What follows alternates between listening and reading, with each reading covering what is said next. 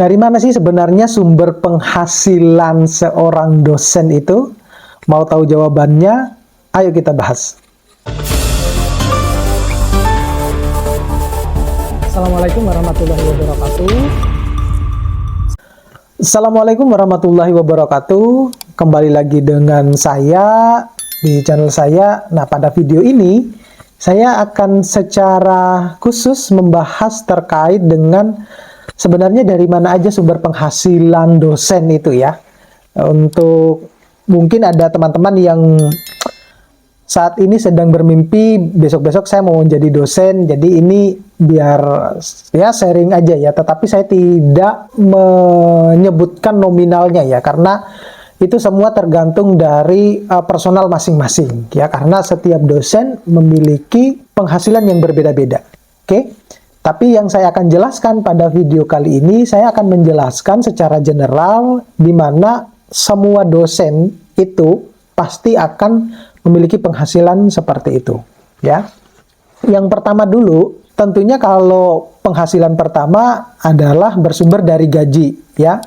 Ada yang dosen PNS, ada juga yang dosen di swasta, ada juga dosen PNS yang dipekerjakan di universitas swasta, itu namanya dosen DPK ya, semacam itu. Tentunya kalau dosen PNS ya sumber gajinya berdasarkan dari pemerintah ya, ataupun dosen DPK yang dipekerjakan di swasta, universitas swasta. Sedangkan kalau yang dosen swasta ya juga mendapatkan gaji ya dari universitasnya, ya universitas swastanya. Jadi karena kalau universitas swasta itu kan didirikan oleh sebuah yayasan ya, jadi sumber penghasilan gajinya dari itu yang pertama dulu. Kemudian yang kedua, sumber penghasilan yang kedua dari dosen itu bisa bersumber dari proyek penelitian, ya. Nah, proyek penelitian itu ini baik dosen yang bekerja di universitas negeri maupun di universitas swasta sama-sama mendapatkan kesempatan untuk ya mendapatkan uang lebih banyak ya, pemasukan lebih banyak melalui proyek penelitian ini. Nah, ini tadi yang saya bilang bahwa masing-masing dosen itu penghasilannya berbeda-beda. Kenapa demikian? Ya, kalau dosen, kalau dia mau mengajukan proposal untuk mendapatkan mendapatkan proyek penelitian dari pemerintah, maka besar kemungkinan juga dia akan mendapatkan penghasilan tambahan dengan catatan kalau proposal penelitiannya itu disetujui ketika direview oleh review yang sudah bersertifikasi ya. Dalam hal ini juga dosen-dosen yang sudah memeriksa proposal tersebut ya. Kalau mendapatkan dana, maka proyek itulah yang akan menjadi salah satu sumber penghasilannya dosen-dosen ya. Itu akan didanai oleh pemerintah. Kalau adik-adik mahasiswa mungkin yang pernah merasa ketika waktu mengerjakan skripsinya dia mendapatkan free biaya penelitian, nah itu berarti sedang mengerjakan proyek penelitiannya dosen. Nah, semacam itu. Jadi biaya penelitiannya, data-datanya diambilkan oleh mahasiswa. Nah, di samping ada dana penelitian dari pemerintah, ada juga dana pengabdian dari pemerintah, ya. Juga ada dana penelitian dari universitasnya maupun juga dana pengabdian dari universitasnya. Jadi sumber dananya penelitian maupun pengabdian itu bisa dari universitas sendiri maupun bisa dari pemerintah. Dua-duanya kita tetap harus mengajukan proposal, ya, baik itu proposal penelitian maupun proposal pengabdian. Namanya juga kita menjadi dosen ya, kita harus melakukan tridharma perguruan tinggi.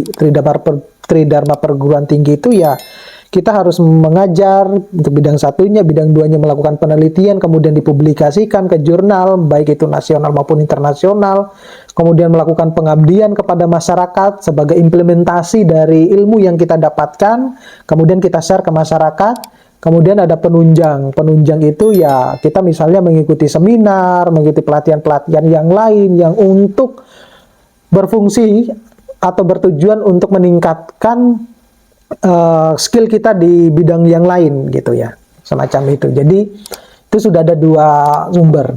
Kemudian sumber penghasilan yang lain dari dari dosen itu adalah yaitu sertifikasi dosen, ya. Namun untuk mendapatkan sertifikasi dosen ini tentunya dosen yang bersangkutan juga harus lulus tes ujian sertifikasi, ya gitu. Jadi dan itu tes ujian sertifikasinya mungkin bagi sebagian orang juga tidak gampang karena banyak yang sudah tes sana sini, tes berulang kali juga tidak lulus gitu. Jadi ada tes bahasa Inggrisnya, ada tes juga ini apa itu kemampuan akademik TKDA-nya ya, semacam itu. Nah itu kalau kita sudah lulus sebagai mendapatkan sertifikasi dosen, maka kita juga akan mendapatkan penghasilan sesuai dengan jabatan fungsional dari masing-masing dosen tersebut. Ya, dan itu akan ditransfer oleh pemerintah setiap bulannya. Nah, gitu. Jadi, kalau dosen yang memiliki jabatan fungsional asisten ahli, ya tentunya jauh lebih sedikit bisa bila dibandingkan dengan yang lektor atau lektor kepala maupun yang profesor. Jadi, nilai sertifikasi dosen itu berdasarkan dari tingkat jabatan fungsional yang dimiliki oleh masing-masing dosen. Tentunya kalau yang profesor jauh lebih besar dana yang dia terima dibandingkan dengan yang lektor kepala maupun yang lektor dan asisten ahli, semacam itu. Jadi oleh karena itu banyak dosen-dosen yang sudah lulus sertifikasi itu dan sudah lulus S3 itu berbondong-bondong untuk menjadi profesor, ya. Karena mereka sudah tahu kalau menjadi seorang profesor itu uang yang diterima dari hasil sertifikasinya itu lebih besar. Tetapi konsekuensinya juga lebih berat, ya. Kalau misalnya ternyata kewajiban-kewajiban yang harus menjadi kewajiban untuk di dalam sertifikasi itu tidak terpenuhi. Resikonya tentunya adalah tidak terbayarkan. Tuh. Jadi sudah ada berapa ya? Ada 3 ya. Kemudian penghasilan berikutnya sama halnya ya dengan yang pekerja-pekerja pemerintahan ya. Jadi ada juga yang disebut dengan tunjangan hari raya dan juga ada tunjangan gaji 13 gitu loh. Kalau nggak salah semacam itu sih. Ya, kalau di kantor saya istilahnya begitu sih. Ya. Di kampus tempat saya mengajar segitu. Jadi ada tunjangan hari raya maupun tunjangan gaji 13 ya. Jadi kalau gaji 13 ya tentunya 1 kali gaji dari gaji honornya ya. Nah, kalau tunjangan hari raya itu tergantung dari kebijakan masing-masing universitas, terutama kalau universitas swasta. Kalau dosen PNS maupun dosen DPK tentunya tunjangan hari rayanya mereka dapat langsung dari pemerintah. Nah, tapi kalau yang tunjangan hari raya dari dosen-dosen yang universitas swasta, tentunya tunjangannya dari universitas swasta. Semacam itu. Kemudian, penghasilan yang lain juga itu adalah bersumber dari proyek-proyek pemerintahan. Jadi, banyak juga dosen-dosen yang terlibat di dalam proyek-proyek penelitian pemerintahan ya, ataupun proyek yang berkaitan dengan dunia pendidikan ataupun yang lain. Tapi bersumbernya dari pemerintah, misalnya pemerintah daerah itu ya, misalnya tenaganya dibutuh untuk pelatihan apa itu biasanya pembicaranya dari dosen-dosen itu salah satu pemasukannya. Ataupun kalau yang di teknik itu misalnya kita mengerjakan dokumen apa gitu dari pemerintah. Nah itu salah satunya semacam itu. Jadi pemerintah itu juga melibatkan dosen-dosen di dalam mengerjakan proyek-proyek pemerintahan ya. Kedinasan maksudnya semacam itu ya. Seperti dinas pendidikan, kemudian dinas lingkungan hidup ya, semacam itulah ya. Nah, itu yang saya ketahui ya. Yang saya ketahui di samping dari pemasukan-pemasukan yang lain yang kalau kita misalnya menjadi seorang pembicara ya di universitas yang lain, ataupun kita menjadi tutor di universitas yang lain ataupun di universitas kita, itu adalah ada beberapa penghasilan dari situ.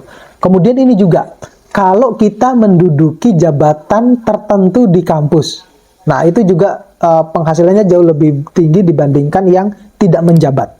semacam itu. Karena kan kalau yang jabatan struktural ya di kampus itu kan ada yang dari Kaleb, kemudian Kajur ataupun Kaprodi, kemudian ada yang sekretaris jurusan, kemudian ada yang dekan, kemudian yang wakil dekan, ada yang wakil rektor, kemudian ada juga pejabat struktural di bidang yang lain, misalnya di bidang kemahasiswaan, kemudian ada yang di bidang biro administrasi dan lain-lain. Itu adalah mereka akan mendapatkan juga dari sumber penghasilan ketika mereka menjabat. Nah, semacam itu. Oke? Kalau ada yang kurang dari sumber penghasilan yang lain, mungkin bisa ditulis di kolom komentar. Kalau ada yang mau ditanyakan juga bisa di kolom komentar atau DM ke Instagram saya.